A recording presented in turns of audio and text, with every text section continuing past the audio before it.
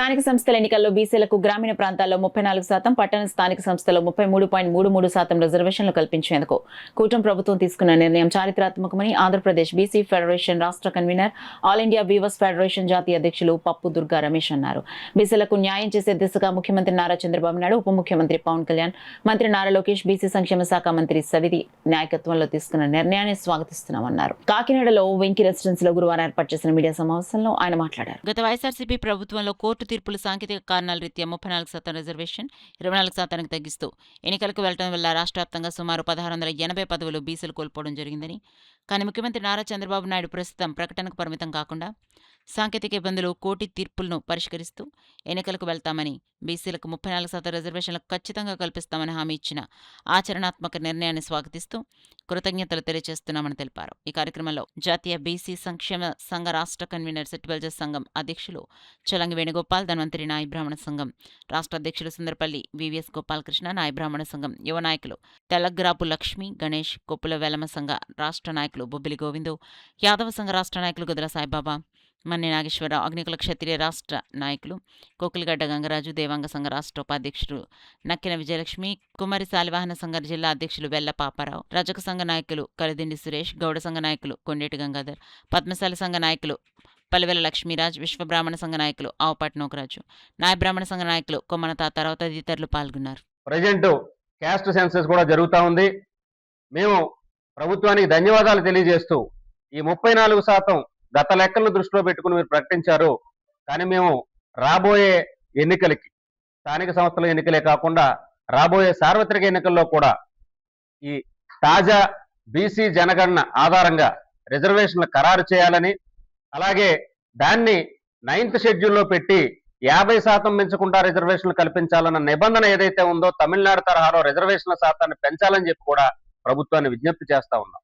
ఈ ప్రభుత్వం వచ్చిన తర్వాత అంచెలంచెలుగా ప్రతి బీసీలకు సంబంధించిన అంశాలని పరిశీలిస్తూ వాటిని పరిష్కరించడం జరుగుతుంది. ఈ అంశాన్ని కూడా ప్రాతిపదికగా తీసుకుని బీసీ రిజర్వేషన్ల శాతాన్ని, ఎందుకంటే ఈరోజు మాకున్న సమాచారం ప్రకారం ఆంధ్రప్రదేశ్ రాష్ట్రంలో 52% పైగా బీసీ జనాభా ఉందని తెలుస్తా ఉంది. కానీ కోర్టు తీర్పులు రిజర్వేషన్లు 50% మించకుండా ఉండాలని చెప్పి అడ్డంకులు పడతా ఉన్నాయి.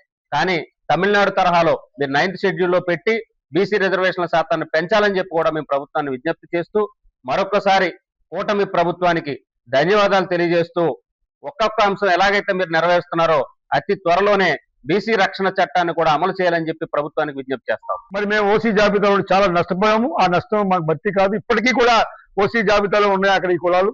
అదే రకంగా రేపు కేంద్రంలో మాకు కానీ జరిగితే ఆ ఉన్నటువంటి కులాలు డిఫరెన్స్ ఏకంగా 70 కులాలు, 60 కులాలు, 40 కులాలు మొత్తం ఈ ప్యాటర్న్ నుంచి వేసిపోయే పరిస్థితి ఉన్నప్పుడు చాలా ప్రమాదకరమైన పరిస్థితి ఉంటుంది. పెద్ద ఆందోళనకరమైనటువంటి వాతావరణం. కాబట్టి దాన్ని కూడా దృష్టిలో పెట్టుకుని రేపు వచ్చే సెన్సస్ లో మటుకి 100% ప్యూరిఫై, అంటే కులాల వారీగా ఆర్థిక పరంగా కూడా సెన్సస్ చేసి ఉంది అసలు అనౌన్స్ చేయాలి. ఇప్పటికే జాప్యం అనేది దాన్ని ఎంత వీలున్న తొందరలో మీరు తెలియజేయాలని చెప్పి మేము కోరుకుంటున్నాము. ఎందుకంటే తెలంగాణలో, బీహార్లోనూ ఒకేసారి జరిగింది.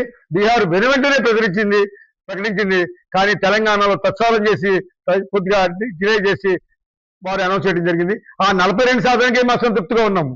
కానీ వీలుంటే అసలు మిమ్మల్ని మేము రిక్వెస్ట్ చేసేది ఏంటంటే, ఏమైనా పునరాలోచన జరగగలిగితే ఖచ్చితంగా పెంచినట్లయితే మరీ మంచిది. గతంలో లాగా గతంలో అయితే బెత్తమేసినట్లు మాకు ఇవ్వడం కాదు, ఇది మా హక్కు. ఎందుకంటే మేమెంతో మాకంతా, మా తీసుకెళ్లే సంఖ్య బాగా ఉత్తే బాగానే రిజర్వేషన్లు కేటాయించాలని చెప్పి మేము కోరుకుంటూ సెలవు తీసుకున్నాం. Thank you. ఇప్పుడు మన పప్పు రమేష్ గారు కానీ, మన సాదా వేణుగోపాల్ గారు కానీ చెప్పినట్టు ఇది బీసీ గణాంకాలు ఏ రాష్ట్రంలో ఎలా ఉన్నాయి, మన రాష్ట్రంలో ఎలా ఉన్నది అన్న విషయాలు వాళ్ళు క్లుప్తంగా చెప్పారు.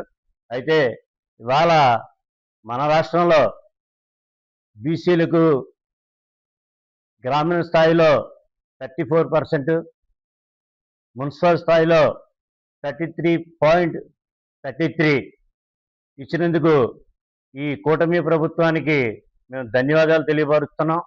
అదే మన అసెంబ్లీలో ముఖ్యమంత్రి చంద్రబాబు నాయుడు గారు, మన ఉప ముఖ్యమంత్రి పవన్ కళ్యాణ్ గారు, లోకేష్ బాబు గారు అసెంబ్లీలో ఈ తీర్మానం చేసి మాకు ఈ అవకాశం కల్పించినందుకు వారికి మరొకసారి మళ్ళీ మాకు కృతజ్ఞతలు తెలియజేస్తున్నాం. చేస్తూ ఇప్పుడు మా పెద్దలు చెప్పినట్టు అన్ని విధాల బీసీలకి అవకాశం వచ్చేలాగా కలగ చేయాలని ఈ కూటమి ప్రభుత్వాన్ని కోరుకుంటూ సెలవు తీసుకుంటున్నాం. జగన్మోహన్ రెడ్డి తీసుకొచ్చి బీసీల నడ్డు వేసిన సందర్భం చూసాం. అయితే మొన్న జరిగిన 2024 ఎన్నికల్లో ఇప్పుడున్నటువంటి రాష్ట్ర పెద్దలు ముఖ్యమంత్రి వర్యులు శ్రీ నారా చంద్రబాబు నాయుడు గారు అయితే కూటమి ప్రభుత్వంలో ఉన్నటువంటి పవన్ కళ్యాణ్ గారు కానీ అలాగే బీజేపీ పెద్దలు కానీ ఏదైతే బీసీలకి స్థానిక ఎలక్షన్ లో 34% రిజర్వేషన్ మేము కల్పిస్తామని చెప్పడం, అది గత 2 రోజుల క్రితం దాన్ని ఇంప్రూవ్మెంట్ చేయడం చాలా మంచి విషయం. దానికి గాను ఈరోజు మా బీసీ లోకమంతా కూడా వారికి ధన్యవాదాలు తెలియజేస్తున్నాం. గతంలో అనేక పోరాటాలు మేము ఈ బీసీ రిజర్వేషన్ ని స్థానిక సంస్థల్లో పెంచాలని చెప్పేసి రాష్ట్ర వ్యాప్తంగా ఉన్నటువంటి మా బీసీ రాష్ట్ర ఫెడరేషన్ తరఫున మేము అనేక ఉద్యమాలు చేయడం జరిగింది. కానీ ఈరోజు చంద్రబాబు నాయుడు గారికి, తెలుగుదేశం పార్టీకి, ఎన్డీఏ కూటమికి వెన్నంటే ఉన్నటువంటి బీసీలకి రుణం తీర్చుకోవడానికి చంద్రబాబు నాయుడు గారికి ఒక మంచి అవకాశం వచ్చింది. అలాగే మాకు ఈ మంచి అవకాశం కల్పించినటువంటి ఎన్డీఏ కూటమికి మేము ధన్యవాదాలు తెలియజేస్తున్నాం. ఎలక్ట్రానిక్ మీడియా మిత్రులకు నమస్కారం. ఏదైతే కూటమి ప్రభుత్వం బీసీలకు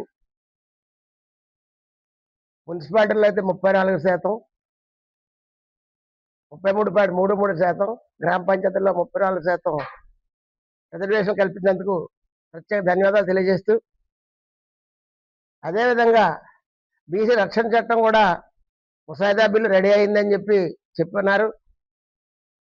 బీసీలు అందరిది ఒక ఎత్తు అయితే మా నాయ బ్రాహ్మణ జాతి ఒక ఎత్తుగా ఉంది. బీసీ రక్షణ చట్టంలో అనేక భౌతిక దాడులు, కుల దోషణలు రకరకాలుగా ఉన్నాయి. కాబట్టి దాన్ని మేము స్పెషల్గా చూసి రక్షణ చట్టంలో ఇవ్వాలని మేము ఆల్రెడీ ముఖ్యమంత్రి గారి దృష్టికి తీసుకెళ్ళాం. కాబట్టి రక్షణ చట్టంలో మాత్రం నాయ బ్రాహ్మణ జాతికి జరిగే దాడులు కానీ కుల దోషాలు కానీ మినహాయించేలాగా రక్షణ చట్టంలో ఇవ్వాలని మీ ద్వారా కోరి ప్రార్థిస్తాం. 34%, పట్టణాల్లోని 33% అమలు చేస్తామని నిర్ణయించినందుకు ముందుగా అందరికీ కూడా ధన్యవాదాలు తెలియజేస్తున్నాం కూటమి ప్రభుత్వానికి.